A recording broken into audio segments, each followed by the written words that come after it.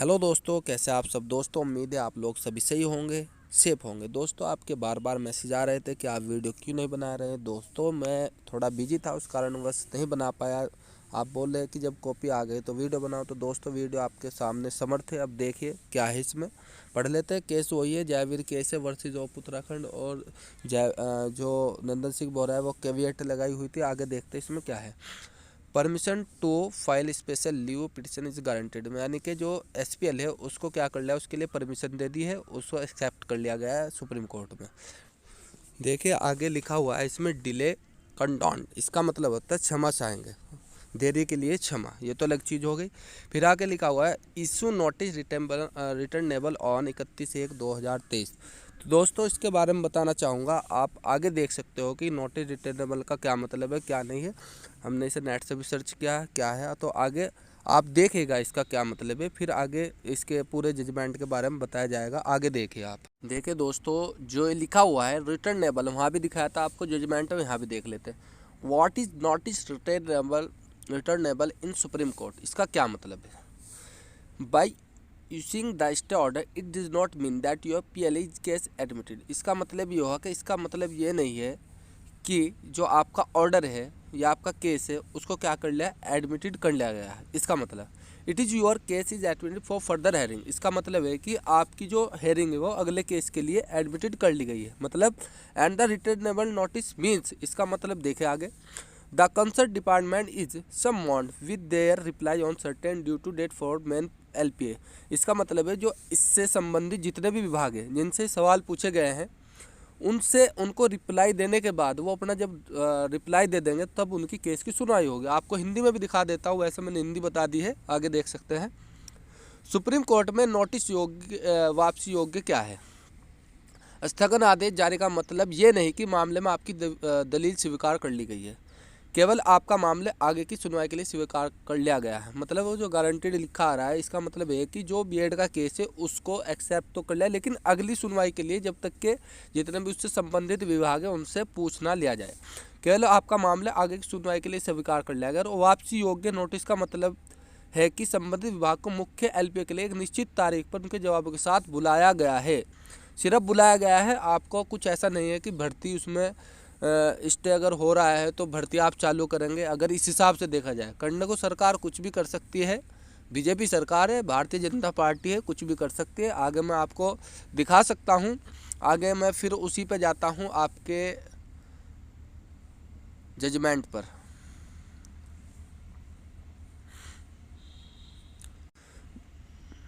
देखिए हम जजमेंट पर दोबारा आ चुके हैं। ये हमने पढ़ा था डिलेड कंडन इश्यू नोटिस 31/1/2000, यानी कि 31 तारीख से पहले पहले जवाब इन्हें दाखिल करने हैं। इसका मतलब यही है कि गारंटेड जो लिखा हुआ है वो ठीक है, लेकिन डिले भी है इसमें, डिले लिखा हुआ है यहाँ पे। इसका मतलब ये कि रिटर्नेबल है कि जवाब के साथ आपको आना होगा वहाँ पे। इन द मीन टाइम, इस टाइम में the operation of the impugned judgment, जो जजमेंट है उस पर स्टे रहेगा। Operation of the impugned judgment and order shall remain stay. मतलब देखो, इम्पर्ट का मतलब जब हमने करा, आंग्ला भाषा होती है, इसको समझने के लिए अच्छे अच्छे जो विद्वान हैं, इंग्लिश मैन हैं, उनको भी नहीं समझ में आता। इसकी जो भाषा होती है आंग्ला भाषा होती है, इंग्लिश में ही। वो क्या करते हैं, वो इसको एक वर्ड में ये नहीं पता होता कि इसका क्या वर्ड मीनिंग होता है। इसका मतलब and order shell remain stay, यानी कि जो ऑर्डर है एनएच डिलेट का हाईकोर्ट में, उस पर भी स्टे रहेगा।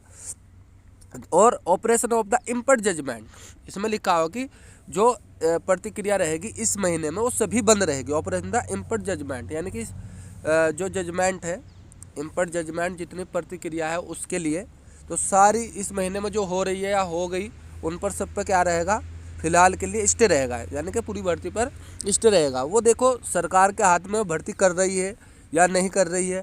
अगर कर रही है तो उन्हें सुप्रीम कोर्ट में भी जवाब देना पड़ेगा। इम्पर्ट का मतलब यहीं पे यही बैठ रहा है कि भर्ती प्रक्रिया पर रोक रहे। In the mean time the operation of the impugned judgment, यानी कि जो जजमेंट है, जो हाई कोर्ट का जजमेंट है, उसकी जो प्रतिक्रिया चल रही है या कुछ भी होगी, या ये जो 31 तारीख तक है, सिर्फ इनकी पीएलए को स्वीकारने का सिर्फ नोटिस रिटर्नेबल पढ़ेंगे आप, कि आपको जवाब के साथ संबंधित विभाग को बुलाया गया है। लेकिन जो स्टे है हाई कोर्ट का, उस पर तो रहेगा स्टे, मतलब उससे अगर उसे वहाँ पे कहा था कि ना भर्ती में लो, उस पर स्टे रहेगा।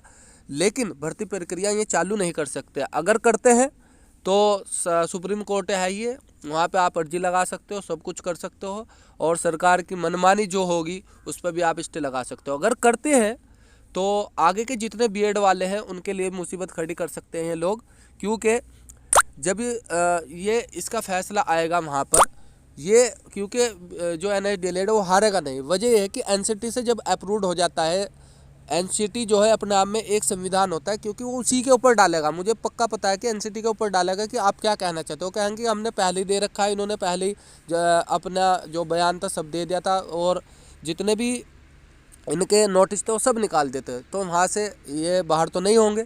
दूसरी बात ये है, इनका कहने का मतलब ये है कि बीएड के इस भर्ती में ना ले के अगली भर्ती में ले इनको, ऐसा इनका कहने का तात्पर्य है कि इस भर्ती से ना बाहर निकाल, लेकिन निकलेंगे नहीं। अगर जजमेंट आप ढंग से पढ़ोगे, अच्छे से पढ़ोगे, इसका मतलब है कि सिर्फ जो जजमेंट है उस पर स्टे लगा है, ना कि और इस इन द मीन टाइम, यानी कि इस समय में ऑपरेशन ऑफ द इम्पर जजमेंट, जो जजमेंट है वो इसलिए है कि भर्ती प्रक्रिया जो भी कुछ है उस पर क्या रहे, सब पे स्टे रहे।